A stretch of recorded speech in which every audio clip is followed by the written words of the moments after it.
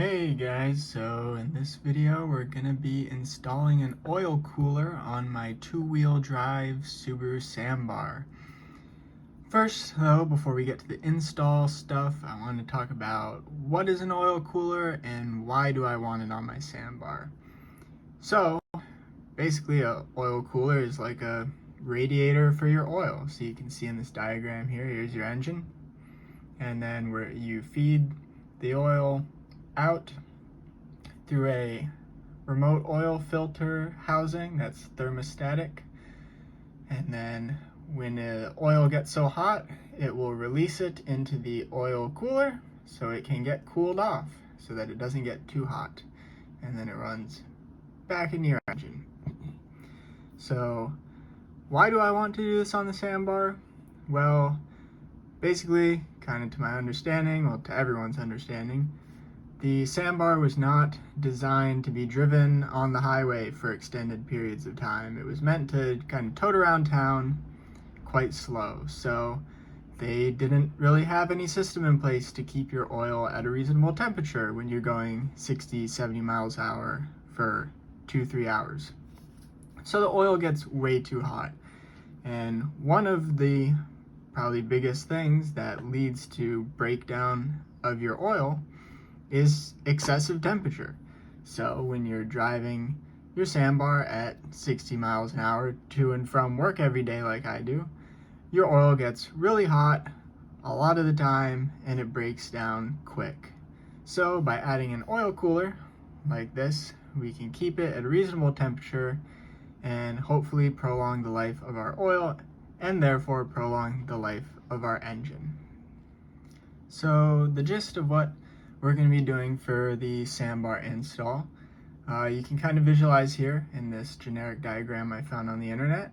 So if this is our engine, and you can imagine right here is where the oil filter currently is. We are going to replace this with a oil filter relocator. And I have that right here. This is the one that we bought. And so this thing will screw on where our oil filter currently is, and it has these two outlets, which I have, you buy these adapters separately, and I have the ones that I am using linked in my parts list. And the oil will go out through one, and then it'll feed back in through the other. So we put that on there. And then you run the tubes to a remote oil filter housing, because now that you've removed your oil filter from there, we need to put it somewhere else. So for that, I am using this right here, which is a thermostatic oil filter housing. I got the thermostatic one because you can actually overcool your oil. So say if it's kind of cold out one day, if you didn't have a thermostat and your oil is constantly running through the oil cooler, it can get way too cold, which is also bad. So using the thermostatic housing, it will just make it loop through here and not go here until it reaches 180 degrees, at least for the one that I'm buying. And then once it gets to 180 degrees, it will open up and the oil can start going through the entire system. So from there, we run the hoses to the oil cooler, and this is the one that I got. Pretty reasonable price and quite the perfect size for the Sambar. So with those three components, we can assemble this system underneath the Sambar. Two more things I wanted to note on the remote housing is that while I chose this thermostatic one, you can purchase non-thermostatic ones and add your thermostat separately. So you could have two components, but I didn't see any price savings to that or anything, honestly, in my opinion, that was advantageous. So that's why I went with this one. That's the combo of the two. The other thing is that similar to the relocator, these fittings that are pictured here, they are sold separately, and I, of course, also have the ones that I selected in the parts list. So now we can get started on the install. So underneath the van here, looking towards the front with the gas tank to our left and tire to our right, you can see these two bolts that hold in the control arms, and we're going to utilize those to make a bracket. Using a vise and a mallet, we took some of this thin aluminum bar and bent it into a fairly simple Z shape. Took this Z shape bracket and drilled a hole in it that will be for the large bolt that goes to that control arm bracket. So you can see that hole right here. We then went and placed it up in there and got it bolted in to do a quick mock-up of the oil cooler, and then marked where to drill the bolt holes to bolt the oil cooler to that bracket.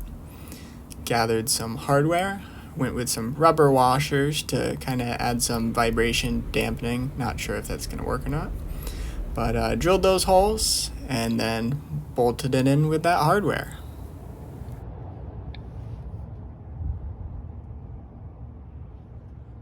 So next up, we're going to have to make the bracket for the remote thermostatic housing. So similar to the other one, used some aluminum bar, bent it in an L shape, drilled some holes. Then we utilized this cross member that sits right by the AC condenser that already had an M7 bolt hole, and then added one extra self-tapping screw there just for more stability. Bolted the thermostatic housing right to it and called it a day. Nice and secure spot, fit well. Now we pretty much got everything mounted, so just got to run the hose. So I started here because this is the trickiest spot. I drilled some holes and used these mounting things and ran self-tapping screws into this metal bar that runs by the AC, the alternator. It would be a lot easier if you don't have an AC there to do this. Held it pretty secure, and I have a good inch of clearance, so as long as nothing moves, not too worried about it.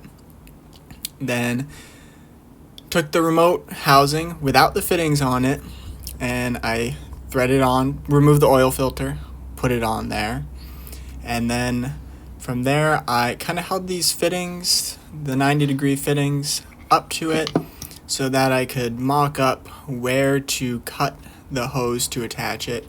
You can also see here right at the top of the screen, I added 2 more of those hose brackets, so there's 4 in total holding it across where the alternator and AC are.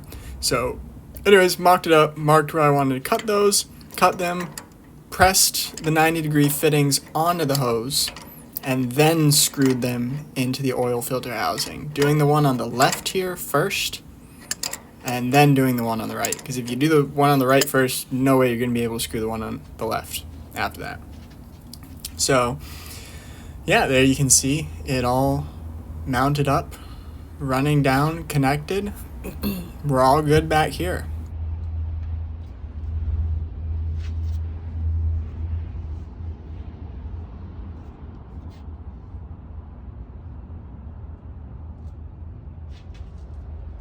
From there, we can fish the hose up towards the center where the remote housing is. And then also right up in here, I added on that little nut right there, another one of those hose things. And then my plan is to zip tie the other hose up to it, maybe get a cleaner solution later. So when we're hooking up the hoses coming from the engine to the remote filter housing, need to make sure we do it right. So the port labeled out should be going into the port labeled number 1 on the remote housing. Then you can also, if you have a temp or a pressure sensor or both, you can insert the port adapter into the line there.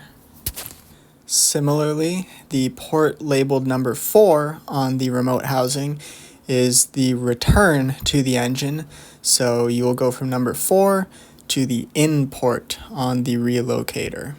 And also, if you have, again, oil pressure or temp, you can choose to put one of those port adapters in this location too. You could also put both of them on the same side or the other, but I'd recommend doing it in between the engine and the remote housing rather than between the remote housing and the oil cooler, because then you won't get an accurate reading until the thermostat opens. So here on the other side of the remote housing with the ports 2 and 3 that go to and from the oil cooler, the orientation of them doesn't really matter because the oil cooler itself is not directional. So one of them goes into it, one of them comes back. And yeah, you can also see here on that photo that I could not get the hoses pushed on all the way with this push light system. I tried to stretch them out and I put oil in them to help lubricate it to push on, but most of them I could only get over 2 of the 3 barbs. It is so incredibly strong and tight on there that I'm not concerned about that at all. So probably don't worry too much if you can't get it over all 3. As long as you can get 2 of them, it should be good. But obviously all 3 is best if you can. Now at this point, just got to run the wires for the oil temp and pressure gauge. So I dropped this shield, pulled out my headlight, fished the wires down through there, yonder, to the bottom, pulled them out, and then this other cable thingy that comes out right there, I just sort of zip tied them to that and followed it, and it kind of brings them straight back to where they need to be. The oil pressure cable that came with it is too short. GlowShift does sell a longer one separately, but I just spliced some extra wires to it to make it long enough. And then the temp sensor just needs a wire, so I just used some extra speaker wire I had laying around to run that for the signal. Connected the pressure sensor onto the sensor that's in that port adapter there. And then connected the signal wire to the temp sensor. That's the white one that you'll see here in a second coming off the temp sensor.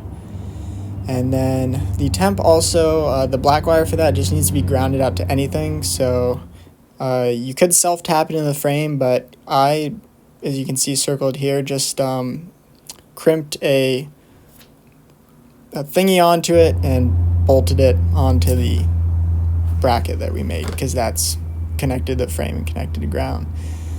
And so here's just some video of showing it all connected.